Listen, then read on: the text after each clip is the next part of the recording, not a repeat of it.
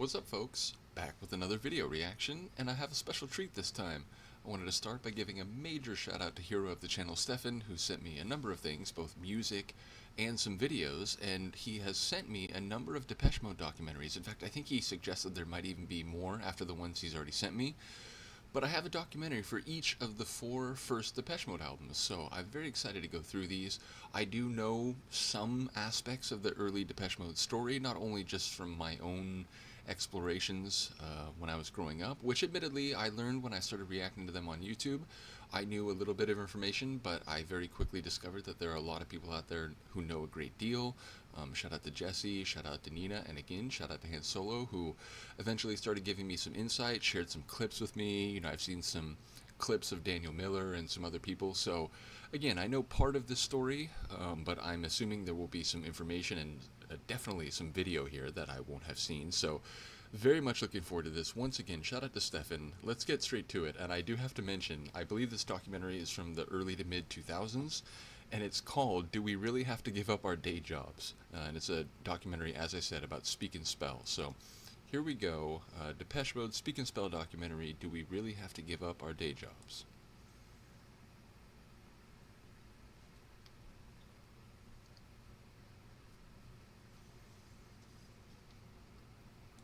And, you know, many people will know who've been following my YouTube, and certainly many of the patrons, but this album is the first album of my musical life in the sense that I have some memories of classical music, like in the very early days, but the first music that I heard and wanted to pursue on my own and eventually bought cassette tapes of was Depeche Mode, in part because my older sister and my mom were fans and, you know, would play their tapes at home, and eventually I was like, well, I need to, you know, get my own copy of this, so I got a copy of Speak and Spell. So this is the first album that, you know, made me into a music lover, essentially.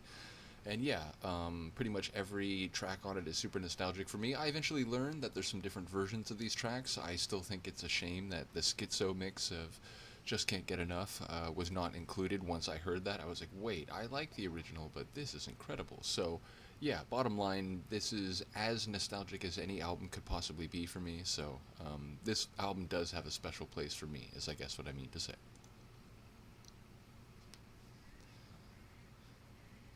And incidentally, welcome to all the media and all the fans for coming. Martin looks like he's about to engage in a heist and, you know, rob some joint. But the only time I ever saw Depeche Mode in concert was on the Playing the Angel tour, so this is around the time when I was lucky enough to see a concert of theirs. This afternoon, we've just come straight from mixing the album. The vibe has been great, and we are confident that this album will be up there as one of our best. R.I.P. to Andy Fletcher, by the way. I began doing more Depeche Mode reactions, doing them more regularly after he died. I had already started doing a few, and I was just hitting some tunes that I really liked, but when that happened, I was quite sad. It was, you know, it made me, like, reconnect with Depeche Mode in a more direct and serious way, and so, again, R.I.P. to Andy. Many people have pointed out that despite him having, like, a nebulous purpose when it comes to the musics and even the songwriting, it sounds like he was very much their defender in, you know, legal matters, and, you know, was always looking out for the best for the group. So once again, R.I.P. to Andy Fletcher.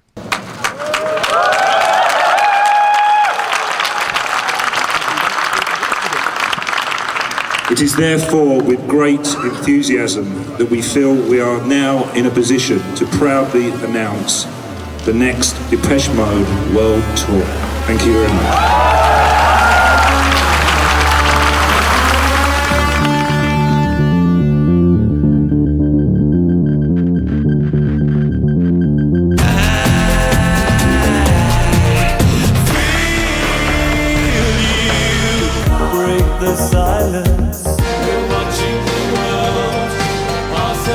I just wanted to mention, for anyone who hasn't seen any of my video reactions yet, which I'm still learning, it's still the early days, and I'm not sure if I'm going to be able to fix what I'm about to mention, but the audio that you're hearing is in real time when I speak, but the video is about 1 second to 2 seconds behind.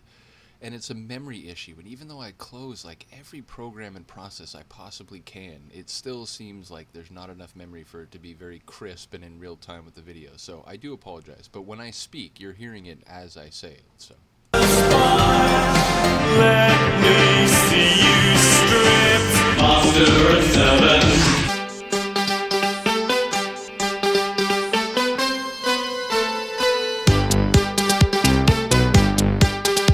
You know, I have to say, no matter what country you're looking at, the 1980s is instantly recognizable.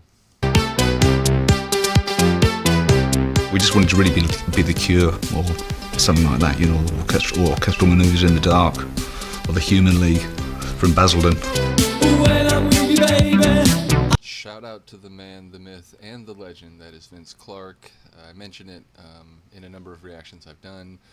But I knew he was part of early Depeche Mode, and then as I got a little older, I was like, wait, he's also the main guy, like, you know, sonically behind Erasure, and oh wait, he was the, you know, synthesizer, he was the programmer for Yazoo, which, you know, out here we called Yaz, so I would have said Yaz.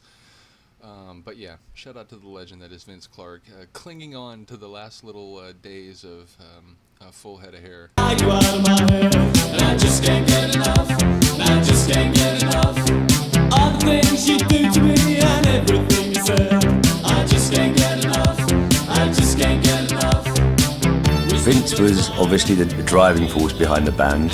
You know, it was him and Andy who first formed Composition of Sound, as we were called at the time.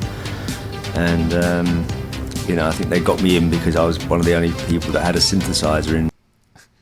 Is Martin in a room where the AC is cranked up way too high?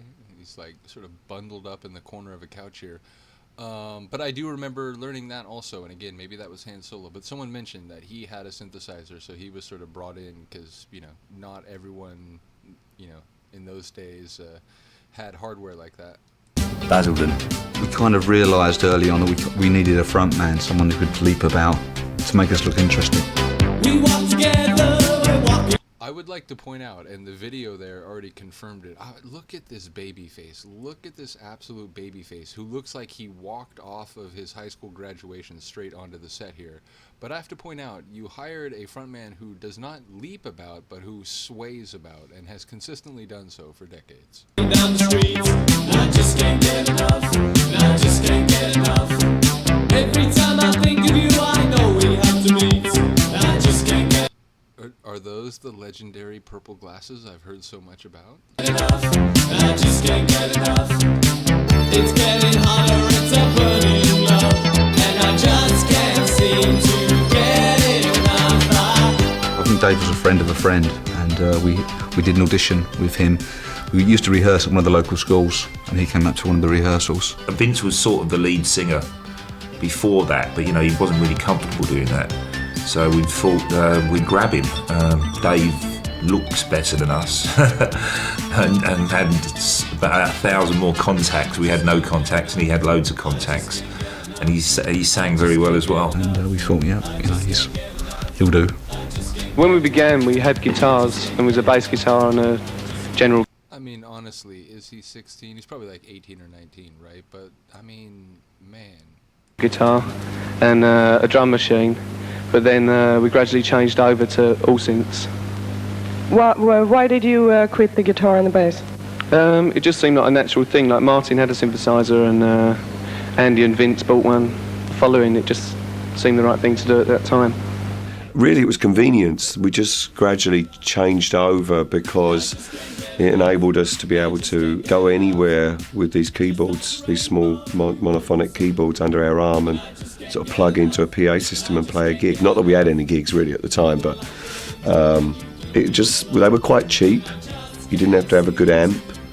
We weren't any good at playing guitars anyway. We didn't sit down and say, Says the man with a guitar behind him. Also, shout out to this little mouse creature character on top of Martin's keyboard. I feel like at this point, Vince and Martin were having a whose hair is puffier contest. let's go electronic. It was more convenience, and we actually played those instruments in a very sort of traditional format. You know, there was a bass line, there was a lead line, and there was a rhythm line.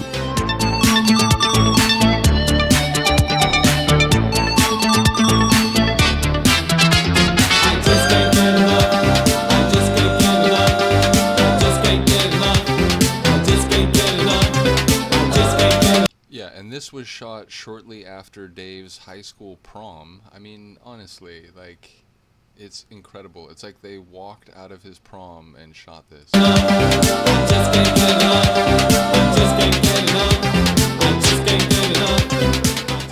The two places that I do recall are Crocs in Rayleigh, because that was the first residency. I suppose they played a few Saturday. It's interesting. It's not a name I remember hearing before. Certainly I know Daniel Miller gets involved very early on, and they eventually work with Eric Radcliffe, and yeah, there's some other names I heard, you know, Flood and so on, but ultimately this tour manager, like early band assistant, I've never heard of this guy. Interesting. Also, someone shake my man over here, make sure he's awake. Nights when it opened, and they had all the local crowd, specifically Dave's fashion friends from college, so it quickly gave the band kudos in that area. We became like the band of the scene down there, and in doing so had our own following of 50 people or something that would... I apologize for pausing a lot, but that sounds like the origin story of a lot of punk bands I know. You know, they were friends with other people in the scene. Once they started playing, you know, they had people who were following them around to gigs, and eventually, you know, other people got interested, and, you know, the rest is history. But yeah, that sounds like the DIY origin of a lot of punk groups I know. I'll back it up a couple seconds. That area. We became like the band of the scene down there, and in doing so had our own following of 50 people or something that would travel up to London. So we sort of created a little buzz without having to try too hard, really, because it was just our mates.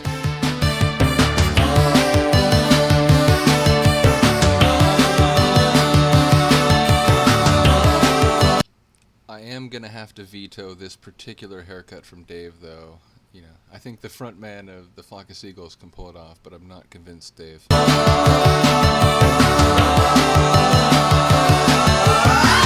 We actually went to Rough Trade, and Rough Trade was kind of like our last result. You know, it was like the last place we were going to go to if we were really that desperate. We were that arrogant or that naive, whatever you want to call it, that we thought that, you know, they had Cabaret Voltaire, and, you know, we were making this music that was like accessible, electronic accessible pop music. Well, me and Dave went round to all the record companies, because in them days you could actually go into the A&R departments and they'd play your tape there and then. It was amazing. I mean, you didn't have to make appointments or anything. You know, we went to Ireland, went to RCA, went to all the major record companies. We had this cool... Isn't that the plot for that movie Airheads? They just walk in and try to get them to play their demo tape. But that is pretty crazy. Surely that's not the case anymore. You just walk in with some self-recorded demo, like, hey guys, I want to see the head of ADR. I want you to listen to this. 4-inch tape that we insisted, you know, that the record label would play, and half the time they would just be like, have you got a cassette? Can you just... We'd be like, no, we're not going to leave unless you play our 1/4-inch. And, you know, of course, most of the time the record companies would be like, yeah, right, okay, we'll see you later. But Scott actually played it. He put it on a reel-to-reel. He was tapping his foot, and me and Vince sort of looking at each other thinking, that's it, we got it here, you know, we're signed. And he sort of coming to the end of it, and he was like, it's not really what we do, Rough Trade. And he said, but this guy that just came in, and Daniel had just sort of blown in the door and was ranting about something, about distribution or not being able to find Fad's records in some store. Fad Gadget, presumably. Shouting at people. And he said, Daniel, you know, what do you think of this? And then he said, no, I'm not interested. And then he disappeared.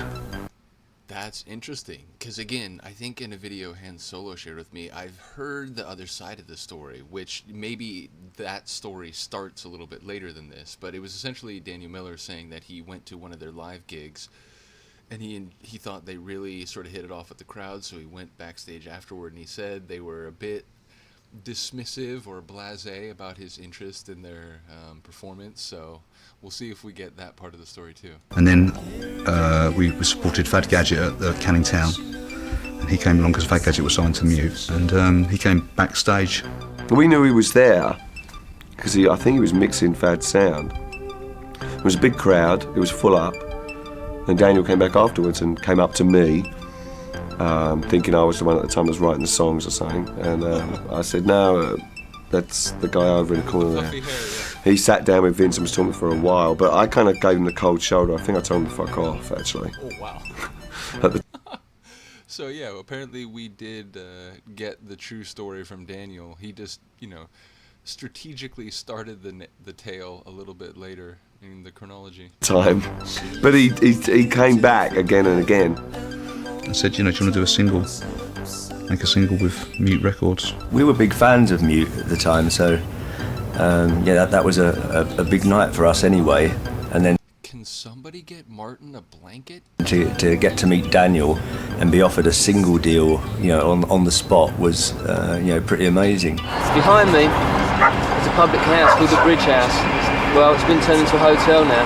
I did a gig there once, supported by a band called Depeche Mode. The last I saw of them, they were heading out the door with Daniel Miller. And there was him and another guy called Steve-O, who was making the Sun Bazaar record, and he was offering us a deal as well. And he said, well, if you sign with me, then I can get you a support slot with Ultravox, and that sounded really glamorous to us, so we were torn. But they wanted us to sign some kind of heinous 10-album deal, and we were not at all interested in that. We just wanted to make a single. That, I don't know, maybe he's, exaggerating to make a point, but, who goes to a young group which has, maybe a few songs in their repertoire at that point and says, yeah, we want to sign you to a 10-album contract. You think, what madness are you talking about? But again, look at these baby faces, and I love all these, let's put you in this outfit. I love all the publicity photos.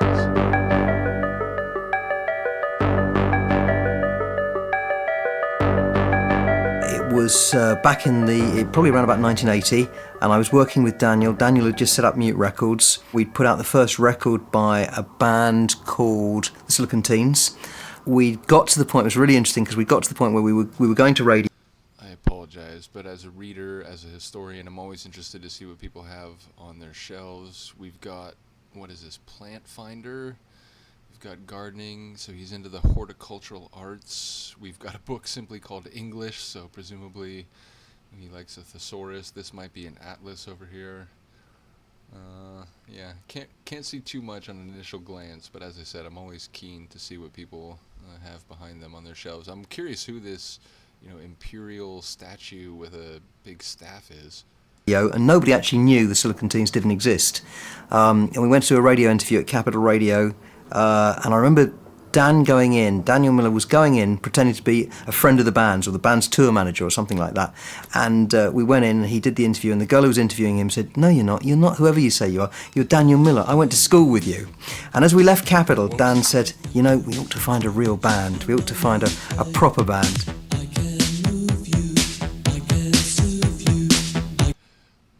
What my favorite track is from Speak and Spell changes over time. I think back in the day it was maybe Photographic. Dreaming of Me was one I also enjoyed a great deal.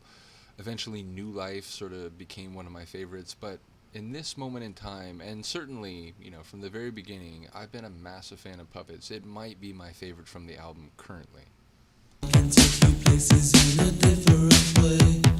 I don't think you understand. And I think it's very much on brand for Depeche Mode when it comes to the lyrics and the themes, even though this is, the very earliest stages of establishing that. What I'm trying to say, I'll be your operator, baby. I'm in control. Shout out to the Moog Corporation. But seriously, note once again, Dave is not bouncing, he is not leaping, he is not jumping, but he is in fact swaying relentlessly, always.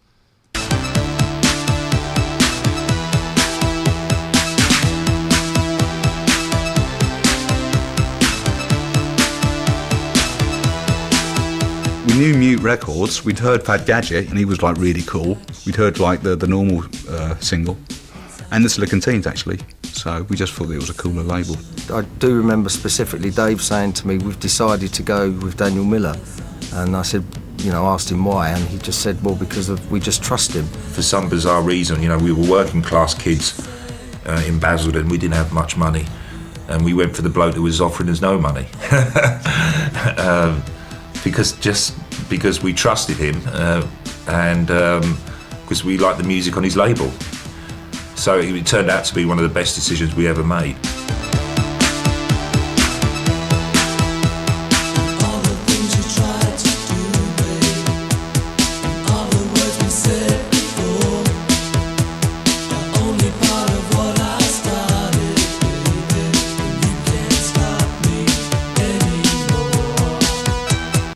And 40 years from now, this will be a banger.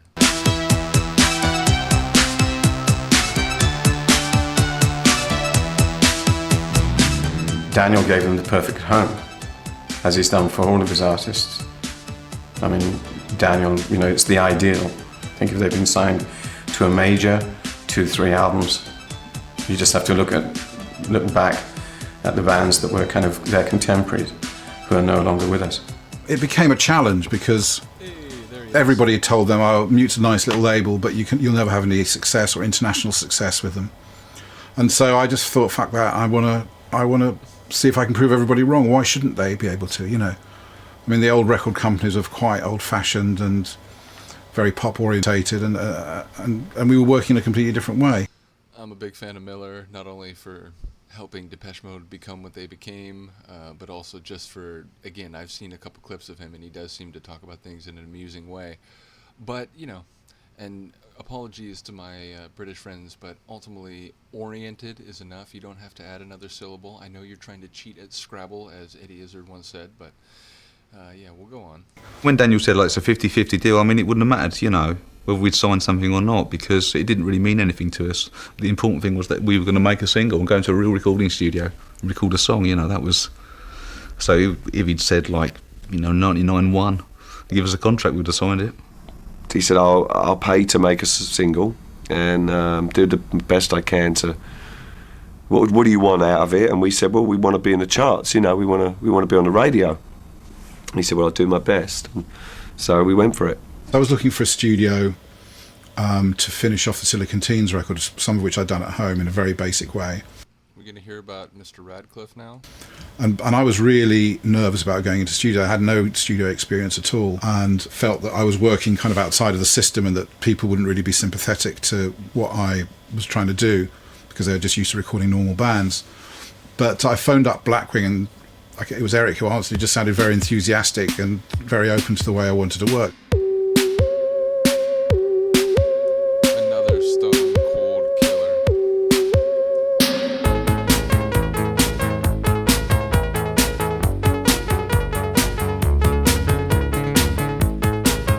Listen to the electric grind of that bass line. Dreaming of Me out, we struggled to get it on the radio, we struggled to get that first record away, and then Roger Ames, who was an A&R man at Phonogram in those days, approached the band and wanted to sign them. And I sat with the band, and I remember Dan sort of sitting quietly in the corner, and I was saying, guys, stay with Daniel. You know, Daniel's really going to look after you. And it was quite incredible, because they were... And I always remember Vince Clarke in those days, because Vince was still in Depeche at that point, and Vince said, yeah, it's all right, if we get famous and we do Top of the Pops, do you think we can do that in the afternoon so that I can get back on a cheap day return to Basildon? Dreaming of me. So Vince was the one, still had his own bottom line in mind.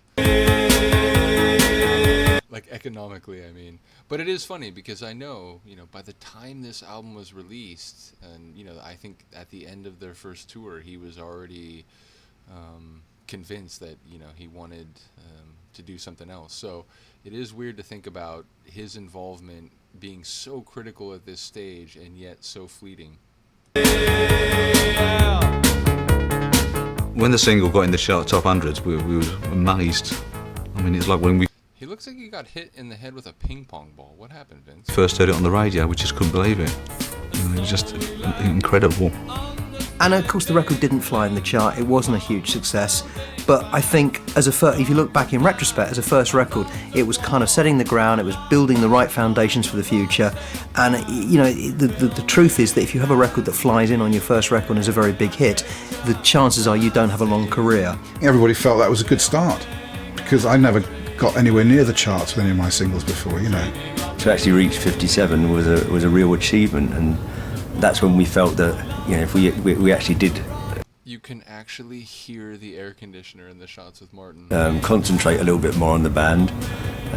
Maybe give up our day jobs that we could possibly actually make it. Filming and dreaming of me. They were very young, very naive and very shy. And Dave used to, hide behind the microphone stand back in those days. We would record like a traditional band. We'd set up the Moog Prodigy or Mark's Yamaha in the other room, in the sort of live room, and plug it in and sort of play the part. So it was pretty much, we just laid down each part like we would live. I wanted to capture as best I could the atmosphere and the vibe I got from the songs from when I saw them live, really. Used some little experimental things. I was quite keen to do that, as we did on some of the tracks more than others. Just to have a really good electronic pop sound that was theirs, really, and wasn't a copy of something else. I'd made my own records in my bedroom and worked in a studio making, finishing off the Silicon Teens album, and I'd worked with Fad Gadget and a couple of other people. But, I was the only reason I was a producer for them was that I knew a bit more. I just knew a bit more about the studio than they did, I think, and also a little bit more about programming synthesizers and stuff like that. Well, he was a lot more savvy with synthesizers. I have that 12-inch. I've reacted to the Schizo mix, which, I'll say it once, I'll say it again, I'll say it forever. I really do enjoy the normal, album version. I just can't get enough. But I think the Schizo mix is, exponentially superior, and I think it's a bummer that it wasn't the version used on the album. And especially old analog stuff. So he brought in his ARP 2600 and ARP sequencer. That was the really all-important piece of equipment that he brought along, because it meant that you could actually program something and it would be in time. So that was really revolutionary for us. Half of the mixing you do as you go along, because you've got to bounce so many tracks together. Because there's only 8 tracks, you're very limited. So you could have had the drums all on one track, and then bass and pad synth on another, all backing vocals and another synth on another track. When there were limitations on what you could do in the studio, I think it was quite good, actually. There were no automated mixes or anything like that, so all of us, the band, Daniel and Eric, would all be at the control at the desk, turning things off and on. We would all have cues.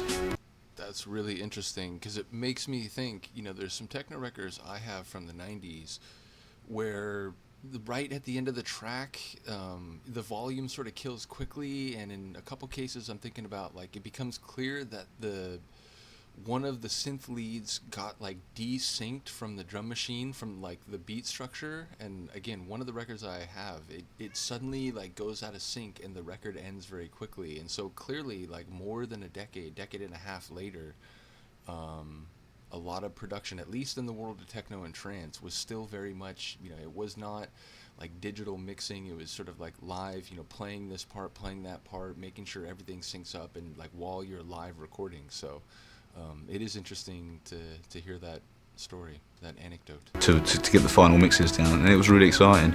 And then we'd all pile into Eric's car to listen to the mix on his car stereo, because we felt that was a good test. They were raining from the sky, exploding in my heart. Early dark Depeche Mode is just supreme. I absolutely love it. Is this a love in the sky, or just a form of modern art? From the sky. Major shout out to the Roland Corporation, who right around a year or two after this album was released would develop the Roland TB303, and the rest, as they say, is history. You'd almost feel like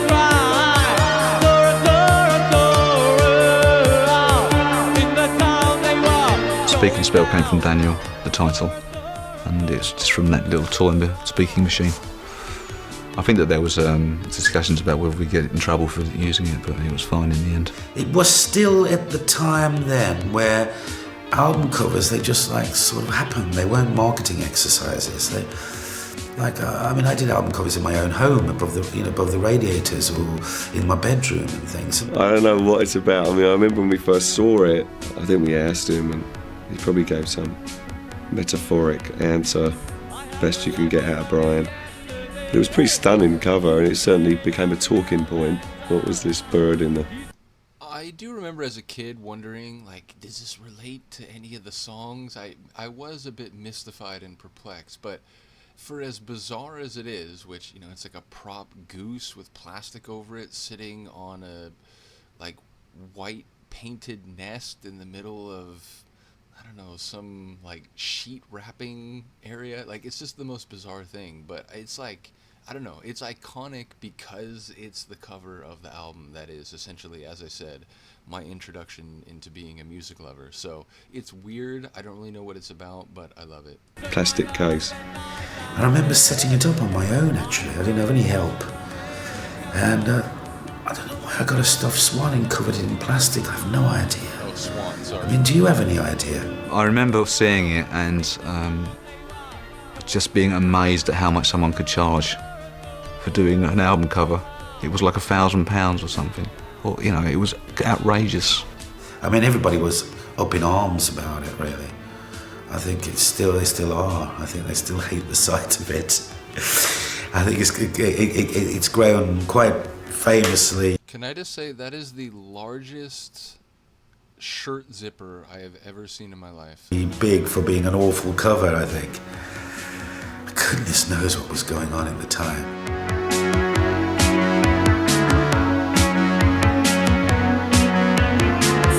I played an American.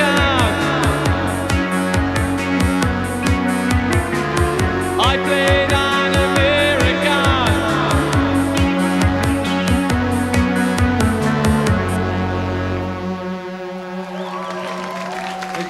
The general music industry was surprised because of the success of the band and being told. I wonder if when he was being interviewed, he was like, you know, would it be cool if you backed farther than 4 inches away in my face when you shot this? The electronic. People were about to enter the guitar wars, where it was the death of the guitar, and Depeche were one of the bands that were, supposedly heralding the death of the guitar. And it was just for some reason, we seemed to be perceived in the wrong way, and people didn't take us as seriously as maybe Heaven 17 or maybe the Human League or some of those bands, which was very depressing because the band I cared the most about was Depeche. There was so much pressure to be credible. Hold on, did they call Depeche dinky? Did that just happen? Or maybe the Human League or some of those bands, which was very depressing because the band I cared the most about was Depeche. There was so much. Sweet, good-looking, even dinky Depeche Mode, by the way, you don't need a comma there, have left Basildon for the road and the charts. Suni follows them down their chosen path and finds that even success has its drawbacks, which, it does make me think about Vince, and at least, we'll see if there's more on that either in this documentary or maybe more the next one. But I understand that, them suddenly becoming this big thing, this phenomenon, and getting a lot of media attention was part of why he felt uncomfortable and wanted to leave. Pressure to be credible in one respect, and also be a chart act. And initially they were very nervous of, and continue to be for quite a while, nervous of the press and what press would do to them.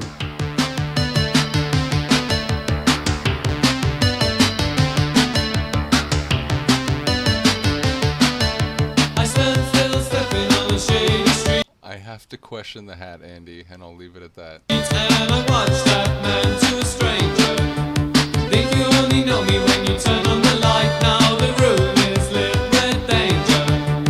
Complicating, circulating, new life, operating, generating, new life.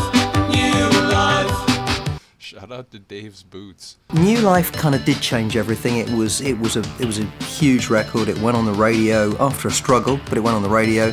and the boys then broke the mould. We got Top of the Pops. It all started to happen, and I think, you know, for the process of New Life, I think the band were loving every second of it. You know, it was exciting. They were having a hit record, and we had an album to come shortly on the back of that, and it was kind of getting to the point where, yeah, we're happening. This is all developing in the right direction. Once again, swaying, not leaping. Generating new life, new life.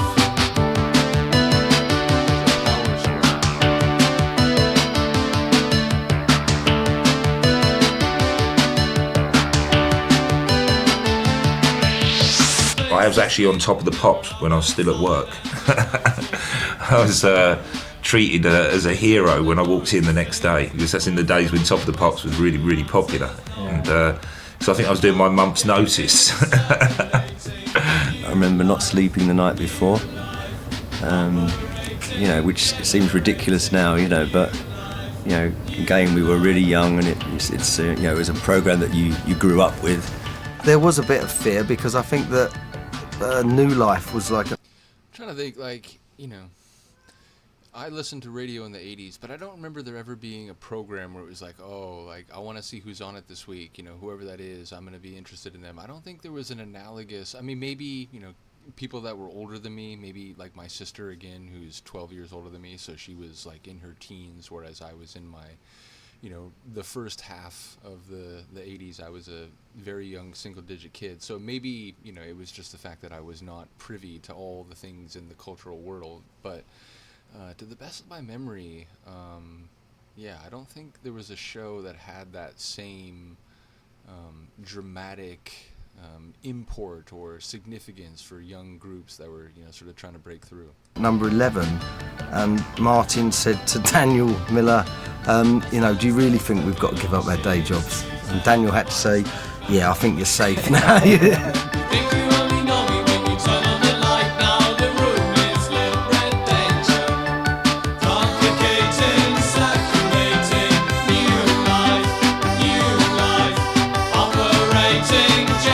There's a guy right around here in the foreground who's really like two-stepping it.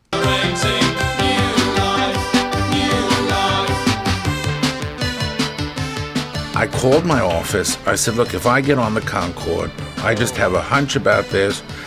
Okay, well, I'm going to say two things to this guy even before I hear the full story. Again, when I was buying Depeche Mode in the States in the 80s, it was on Sire Records, which is, you know, I suppose the American company that licensed the material from Mute. But I would later learn through doing these deep dives on my channel that ultimately some of the releases that were put out on Sire, including for Depeche Mode, there were different track lists that were used for the albums for the different releases. So shout out to Sire for helping bring Depeche Mode to the attention of the States and by extension me. But you really made things confusing by altering, again, track list and exactly what the release looks like in different places, which I never really knew, and again, until I started, number one, using Discogs, but even then I didn't quite realize until I started doing reactions, and people were like, oh, well, there's another tune that was on the British version that you never heard. Like, I remember when I was reacting to Yazoo, which I already knew, like, about the name thing, and then I discovered, like, oh, wait, so on the British version of Upstairs at Eric, it ends with a different track? Like, what?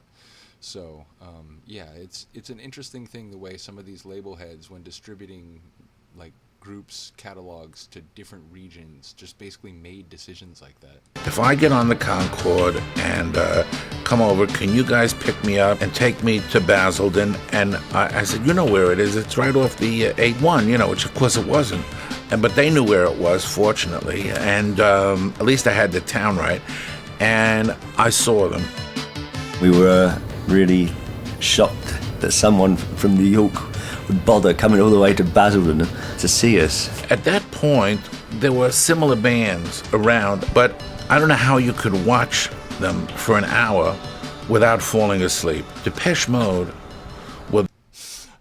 I feel like that might be a shot at the Human League. Han Solo sent me a video of the Human League performing, and they looked like so dramatically serious and intensely stoic. So yeah, I don't know, maybe that's a shot at them. Either way, That does make me laugh. And again, as a train lets us know that it's there. I do like the idea that Dave swaying about and, you know, with his boyish good looks was part of what made a difference for them. Fucking hell, Train. The first of those bands that was so fucking great live that it was just amazing. It's the grittier, harder version of Photographic. Amazing. I mean, I like the original. I Will Always Love is one of my favorite tunes. But when I heard this version, which again I think maybe Han Solo shared with me, I couldn't believe it. I was like, wait, like where was this version my whole life? The White House, the White Room, the program of today. The lights on, switch on, your eyes are far away. They were a band who were prepared to work hard, and I didn't want to waste their time with useless shows, but at the same time I felt that to have a lot of shows in the calendar was always good. People were coming with a sort of strange expectation because they were going to see probably one of their first shows where there hadn't been a band actually playing, you know, conventional instruments on stage. So I think people had a sort of strange expectation about what they were going to see. We were certainly a bit surprised about it because we hadn't done a show with a band that didn't have a drummer, and you know, in some ways it was quite a simplistic sort of setup, wasn't it? Yeah, but also it was harder in a way because you haven't got the visuals of a drummer and people behind keyboards are restricted. It was so much was on Dave's shoulders that he used to have to really work the crowd, and it was obviously the music but also the live side, the way it picked up the reputation of being such a good night, because he had the famous saying, "And you up there," didn't he? Because when he used to play Hammersmith Odeon, he used to include the balcony and just about everyone in there, and it was amazing. But it was also from those days, I don't know if it was a fact that they were sort of, you know, a band together in uniformity, but I mean, he was never one of those guys who would talk to the audience, you know, it would be like, you know, come on, get going, or you up there, or whatever, but it was never the long chats in between the shows. I can confirm that, you know, more than 2 decades later when I saw them on the Playing the Angel tour, it was very much like that. Number one, again, they did 5 encores, but ultimately they didn't spend a lot of time between tunes. They'd finish one and be like, thank you, and then they just launch straight into another tune, or at most they'd say like, okay, we're going to play one of our early ones now, and then they'd start it. Like there was not a lot of chit chat between songs. Which is funny because I've seen some punk bands where it's like 4 or 5 minutes, they're joking around, like whatever, to the point where some people in the audience are like, come on, play some songs. So it is funny. But like I said, that what he just said about them continued to be true multiple decades later, at least in my experience. Which has carried on all the way through, really. He's never been a vocal person on stage, apart from he doesn't crack one-liners, does he? No, not like us. He never listened to us, did he? By October, they're doing a very serious national tour. They play Newcastle, Edinburgh, Manchester, Birmingham, Nottingham, Liverpool, Sheffield, Bristol, Basildon, dear Basildon, Wreckhouse, Brighton, Poole, Leicester, and 2 nights at the Lyceum. And actually, talking of memories, those 2 nights at the Lyceum were awesome. And I remember pulling the promoter and the hall manager into the venue and pointing at the rear balcony and saying, can you see how much that balcony is moving? Because it was bouncing up and down, because the kids were bouncing up and down. Yeah, building code in the 80s, probably not what it should have been. Yeah, that was 2 rammed shows. Huge success. I don't think we were really thinking in past the next gig, actually. The only time it started wearing on me was when we did the last tour, when I did the last tour with them.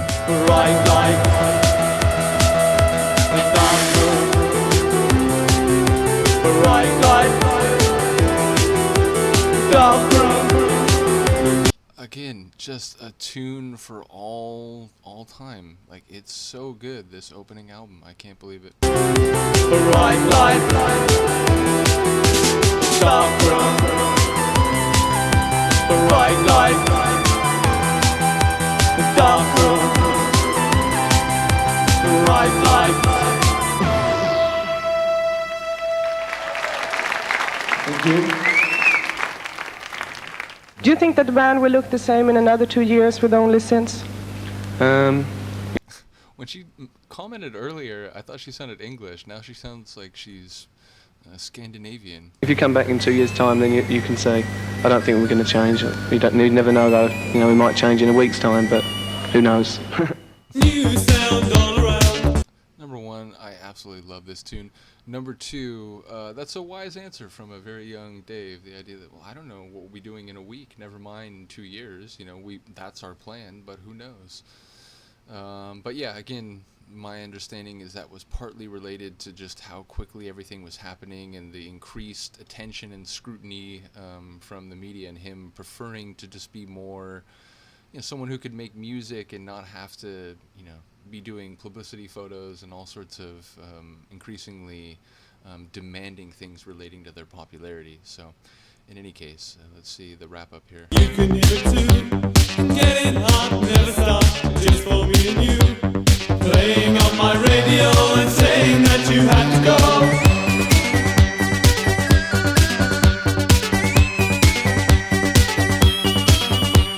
New day, turn away, wipe away the tear. A new night, feel right, knowing that you're here. Dancing with you all the time, and don't you think that it's a crime?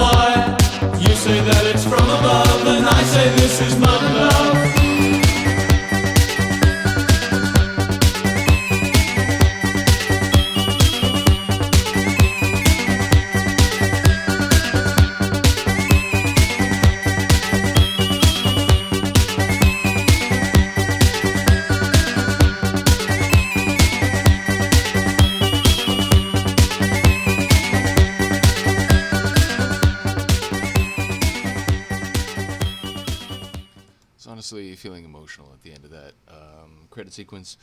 But yeah, seriously, shout out to the group, shout out to Daniel Miller, shout out to Sire Records, shout out to Stefan for sharing this with me, shout out to Han Solo, Jesse, Nina, all the people who've commented on the Depeche Mode reactions. Again, this is a very special album for me. That was really cool to see. Again, I did know parts of that story going into it, but there were some new details and some other perspectives that we heard along the way. And yeah, just really enjoy being a fan of Depeche Mode at the moment. So once again, major shout out to Stefan. Hopefully you enjoyed. I have a number of other documentaries that Stefan has shared. So yeah, we'll start going through one, I don't know, maybe one a week or so, and yeah, we'll just keep enjoying this ride. Eventually I'm going to go through some documentaries of some other groups, including the Aha movie, which people have been talking about for a long time. So we'll go through it all eventually. Shout out to the Depeche Mode fans out there, as well as Depeche. RIP to Andy Fletcher. Let me know what you think. I will see you next time. Peace.